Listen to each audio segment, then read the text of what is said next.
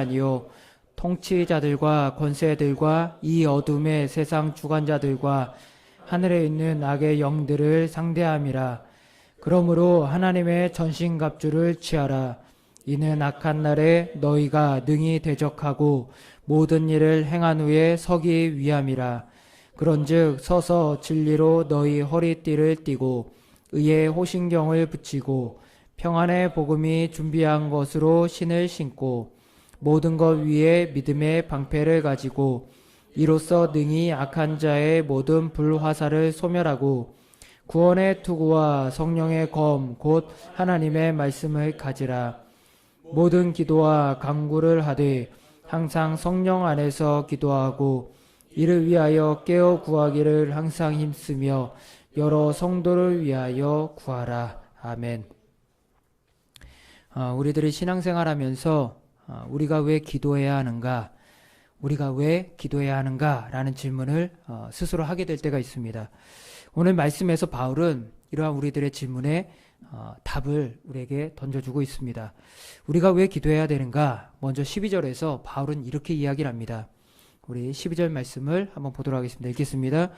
우리의 씨름은 혈과 육을 상대하는 것이 아니요 통치자들과 권세들과 이 어둠의 세상 주관자들과 하늘에 있는 악의 영들을 상대함이라. 아멘. 우리가 왜 기도해야 되는가? 우리의 싸움은 육의 싸움이 아니다. 우리의 싸움은 육의 싸움이 아니라 영의 싸움이기 때문이다 라는 것입니다. 만약 우리의 싸움이 육신의 싸움이라면 목소리를 키우고 이제 몸을 키워서 몸을 부딪히며 싸우면 됩니다. 그런데 우리의 싸움은 육신의 싸움이 아니라는 것이죠. 우리의 싸움은 영의 싸움이기 때문에 영으로 우리는 싸우는 훈련을 하고 영으로 싸워나가는 영적 군사가 되어야 된다라는 것입니다. 그래서 우리는 영의 싸움인 무엇을 한다? 기도를 하면서 우리는 이 땅을 승리하며 살아간다라는 것입니다. 7.8기 무릇경영이라는 책에서 그리스도인 사업가가 이런 말을 했습니다. 제가 하는 이 사업도 사업가입니다. 제가 하는 이 사업도 기도의 자리에서 결정이 납니다. 제가 하는 이 사업도 기도의 자리에서 결정이 납니다. 그래서 저는 언제나 일을 시작하기 앞서서 기도실에서 2시간씩 기도하고 하루를 시작합니다. 이렇게 이야기를 합니다. 사업가입니다. 내 사업도 기도에서 결정이 난다. 그러면서 사업하기에 앞서서 먼저 기도합니다. 이렇게 이야기를 합니다. 어떤 사람은 이 말을 듣고 이런 질문할 수 있습니다. 무슨 사업이 영적 전쟁이야? 사업이 무슨 영적 전쟁과 상관이 있어? 라고 질문을 할 수도 있습니다. 그런데 정확히 말씀드리면 무엇이냐면 그리스도인이 이 땅에서 살아가는 것 자체가 영적 전쟁입니다. 내가 예수님을 믿기 시작하면서부터 우리는 영적 존재가 되었고 영적인 싸움을 하면서 살아가게 된다는 것입니다. 그리스도인이 살아가는 것 자체가 바로 영적 싸움이다라는 거예요. 그래서 그리스도인이 사업을 하든 그리스도인이 공부를 하든 그리스도인이 직장생활을 하든 그리스도인이 자녀를 키우든 그 모든 영역이 영적 전쟁의 한 복판에 있게 되는 것입니다. 그래서 우리는 언제나 영적 전쟁에서 먼저 승리하고 삶 속에 들어가야 그 속에서 우리는 승리를 맛보며 살아갈 수 있게 된다라는 것이죠. 삶의 현장에서 기도함으로 승리의 길을 먼저 여는 것입니다. 그래서 그 기도로 하나님 앞에 나가게 되면 하나님이 어떤 길을 여세요? 만약 우리가 삶의 현장에서 위기를 만납니다. 위기를 만난 순간에 기도하는 사람에게 하나님이 그 도움의 손길을 보내시죠. 도움의 손길을 보내서 그 위기에서 건져내시고 또 삶의 현장에서 기도로 승리한 삶에는 실제적인 삶이 또 찾아올 수 있도록 주님이 인도하시고 또 그 안에서 기도하다 보면 하나님의 뜻을 발견하게 되죠. 내가 사업을 하는 것이 사업만 하는 것이 끝이 아니구나. 내가 공부하는 것이 끝이 아니구나. 내가 이 땅을 살아가는 것이 그냥 살아가는 것이 끝이 아니구나. 나를 부르신 뜻이 있구나. 하나님 나라의 뜻이 있구나. 그것을 또한 발견해가면서 적재적소에 하나님의 뜻을 발견해가면서 그 하나님의 영광의 뜻을 발견하고 또한 내가 이 땅에서 그것만을 전부로 알고 사는 것이 아니라 하나님의 영광을 위해서 또 살아가게 되더라. 그게 바로 기도의 힘이다라는 것입니다. 결국 그리스도인은 무엇이에요? 신분이 영적 군사다. 영적 군사이기 때문에 기도를 하며 영적 싸움을 싸워나가고 그 영적 싸움 안에서 승리함으로 삶 속에서 승리를 경험하고 또 영적 싸움을 싸워나가면서 위기를 극복하고 영적 싸움을 싸우면서 내게 품으신 하나님의 뜻을 발견하고 그것을 이루며 살아가는 게 바로 우리다라는 것입니다. 저도 목회자로서 예배를 준비하기 위해서 해야 할 일들이 꽤 많습니다. 뭐 아무것도 없는 것 같지만 꽤 많습니다. 예배를 준비하기 위해서 성경도 읽어야 되고 뭐 책도 읽어야 되고 뭐 기본적인 거잖아요. 기본적인 거. 성경도 연구하고 책도 읽어야 되는데 성경을 연구한다는 게 솔직히 여러분들 묵상해 보시면 알지만 뭐 그리 쉽지는 않잖아요.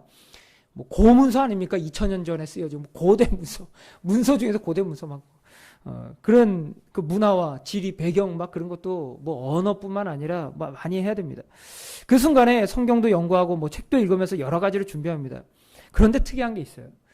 그 순간에 기도로 먼저 승리하고 나아가지 않으면 참 힘들어요. 그 여정이 참 힘듭니다. 기도로 먼저 승리하고 하나님 앞에 탁 닿지 않는 순간에 그 일들을 해나가면 모든 것이 생명이 없다고 느껴져요. 생명이 없다고. 그래서 성경을 봐도 책을 읽어도 막 뻑뻑하고 막 안 다가오고 눈에도 안 들어오고 지루하기만 하고 이게 무슨 내용이야 뭐 이게 무슨 쓸모가 있어. 성경을 읽어도 막 이게 안 다가오고 막 그럴 때 있잖아요. 그런데 기도로 승리하고 나면 뭐가 달라집니다. 기도로 승리하고 나면 그 승전보가 딱 울리기 시작하면 영적으로 힘을 얻기 시작하면 그 뒤에는 말씀이 내 가운데 선포되고 들어오기 시작해요. 말씀이 은혜가 되기 시작하는 거예요. 그 순간서부터. 말씀이 은혜가 되기 시작하면서 책도 읽는 것마다 막 지혜가 되기 시작하고 깨달음이 많이 다가오고. 왜요? 어디서부터 시작된 거예요? 기도의 승리가 그 안에 주어진 거죠. 기도의 승리가 주어지고 났더니 영적 승리가 주어지고 났더니 말씀을 보는데도 힘이 생기고 말씀을 이해하는데도 지혜가 충만해지고 책을 읽고 세상의 학문을 공부할 때도 그것이 내 삶의 약이 되고 내 삶의 지혜가 되는 그 능력이 나타나더라라는 것입니다. 결국 어디서부터 시작된 거예요? 영적인 승리. 영적인 승리가 내 삶 가운데 주어지면서 내 삶이 승리하는 길로 나아가게 되더라라는 거예요. 그렇기 때문에 우리에게 중요한 게 뭐예요? 앞에서 얘기한 대로 우리의 싸움은 뭐라고? 육적 싸움만이 아니라 영적 싸움이다. 영적 싸움에서 승리해 나아갈 때 내 삶이 하나님의 능력으로 승리하는 길로 나아갈 수 있고 하나님이 인도하시는 길로 나아갈 수 있다. 그게 바로 우리에게 중요하다라는 것입니다. 그래서 예전에 목사님들께서 하시는 말씀 중에 좀 과장법이에요. 좀 내가 과장법 많이 썼죠. 새벽 기도하는 사람 중에 뭐 잘못된 사람 봤냐 뭐 이렇게 막 과격하게 얘기하잖아요. 새벽 기도하는 사람 중에 잘못된 사람 보시는 뭐 손 들어 보십시오. 그러면 막 얘기하셨죠. 좀 과장법입니다. 그런데도 불구하고 깊이 생각해 볼 부분은 있다. 언제나 기도를 깨어서 하는 사람, 그 기도하는 사람, 그 가운데는 분명히 승리가 주어지더라. 하나님의 인도하심이 있더라.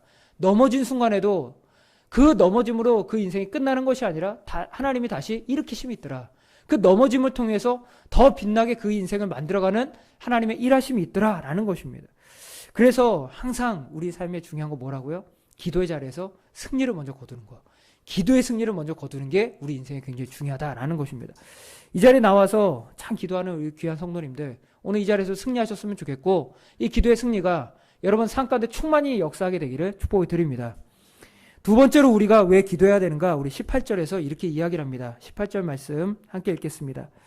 모든 기도와 간구를 하되 항상 성령 안에서 기도하고 이를 위하여 깨어 구하기를 항상 힘쓰며 여러 성도를 위하여 구하라. 아멘. 바울은 앞구절들에서 무엇을 이야기하냐면 악한 영들을 대적하기 위해서 영적인 전신갑주를 하나하나 다 꼽으면서 설명을 하죠. 영적인 전신갑주를, 그러니까 영적 싸움이니까 영적인 전신갑주를 다 무장해야 된다. 그러고 나서 영적 전신갑주를 다 이야기하고 나서 마지막 구절에 이걸 넣은 거예요. 마지막 구절에 이걸 넣은 겁니다. 모든 기도와 간구를 하되 성령 안에서 기도하고 깨어 기도하기를 힘쓰고 여러 성도를 위하여 기도하고 또 기도해라. 이걸 마지막 구절에 넣었다는 것이죠. 만약 전신갑주를 취한 것으로 그것이 끝이라면 끝에 이 기도하고 4번이나 반복하면서 이 얘기할 필요가 없다는 것입니다. 전신갑주를 취하고 그 위에 기도를 이야기한 건 뭐예요? 전신갑주에 생명을 불어넣는 게 기도고 전신갑주에 기름칠을 해서 제대로 된 작동을 하는 게 바로 뭐라는 거예요? 기도. 그 기도가 있어야만 전신갑주에 불이 붙고 전신갑주에 힘을 얻어서 그 전신갑주에 능력이 나타나게 되는 것이죠. 그렇기 때문에 마지막 부분에 뭘 얘기하는 거예요? 기도하고. 한 구절에 이렇게 기도가 많이 들어간 적 있습니까? 총 얘기하면 5단어가 들어갔고 5번을 한 구절에서 얘기하고 있다는 것입니다. 결국 전신갑주에 생명을 불어넣는 것이 기도다. 성도를 성도답게 만드는 것이 뭐다? 기도다. 성도를 성도답게 만드는 게 기도다. 교회를 교회답게 만들어주는 게 바로 기도다. 그리고 교회를 능력 있게 만들어주는 게 바로 기도다. 기도가 생명을 공급한다. 기도가 바로 생명을 공급하는 도구다라고 이야기를 해주고 있다는 것입니다.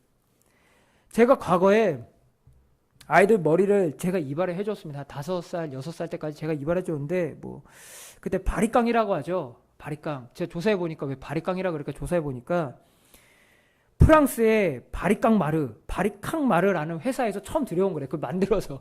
바리캉 마르라는 회사에 들어와서 우리나라에서 바리깡 줘. 그래갖고 이제 바리깡이 됐는데, 제가 이 이발기를 사용해서 아이들 머리를 깎아주는데, 이발을 하다 보면 처음에 이제 잘 깎입니다.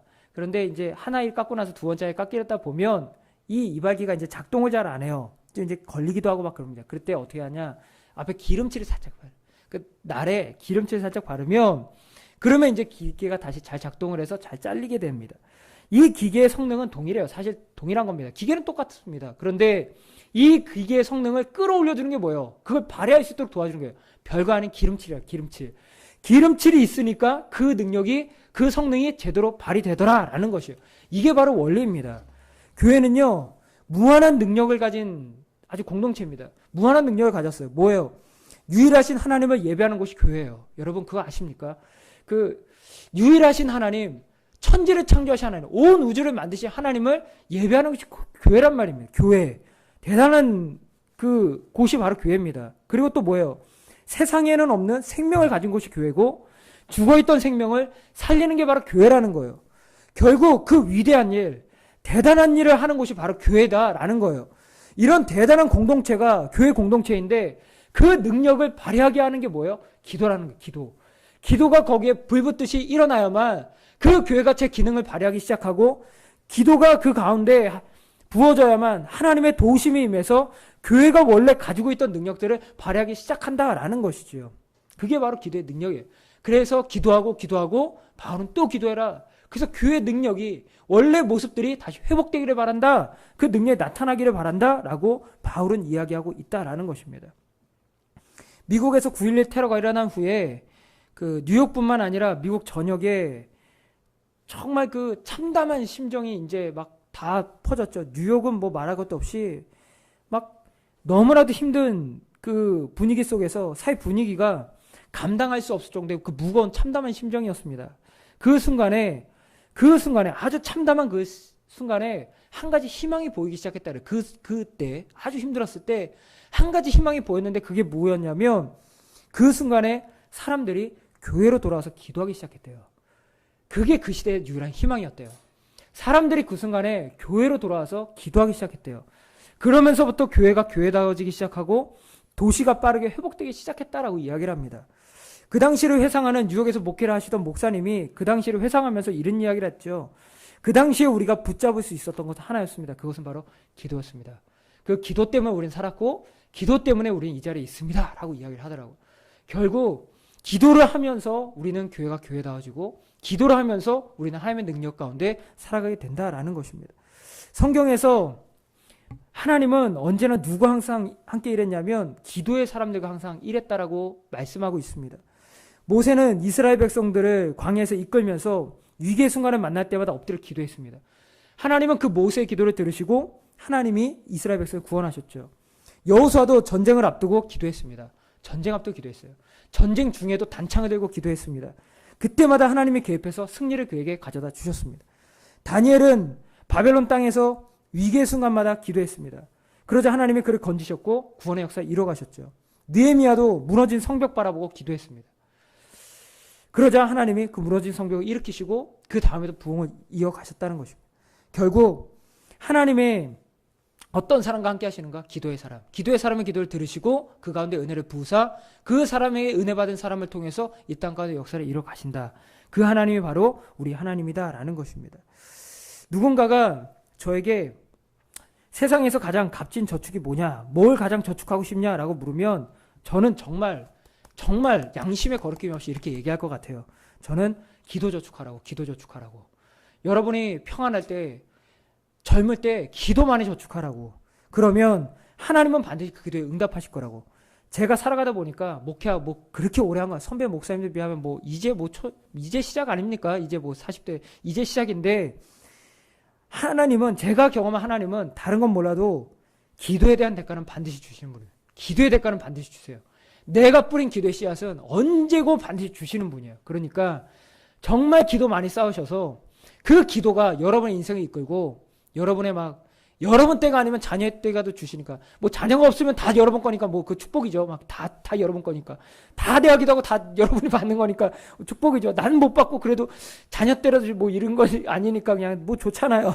내가 기도하고 내가 다 받고 얼마나 좋아요. 그러니까 기도 저축하셔서 많이 누리셨으면 좋겠고요. 그 은혜 많이 누리셨으면 좋겠습니다. 우리가 우리 삶을 바라봤을 때요. 솔직히 이렇습니다. 우리 삶을 바라보면 우리 힘으로 할 수 있는 게 사실 없어요. 우리 삶을 냉정하게 바라봤을 때 우리 힘으로 할 수 없는 게 아무것도 없습니다. 제가 삶을 돌아보니까 정말 그렇더라고요. 자식을 키우는 일, 먹고 사는 일, 복음 전하는 일, 제자 양육하는 일, 뭐 주님 영광 위해서 뭐 뛴다고 뛰지만 열어놓고 보면요. 내 힘으로 할 수 있는 게 없더라고요. 하나도 내 힘으로 할 수 있는 게 없더라고요. 그래서 우린 뭐예요? 기도하는 기도. 주님 도와주십시오.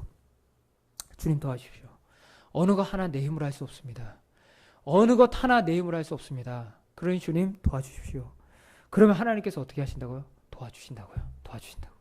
그러니까 우리 기도했으면 좋겠고 그 기도함으로 하나님의 동역자로 살고 또 영적 승리를 맛보는 그 기도의 대가를 맛보는 그 간증자들 모두 되시기를 축복을 드립니다.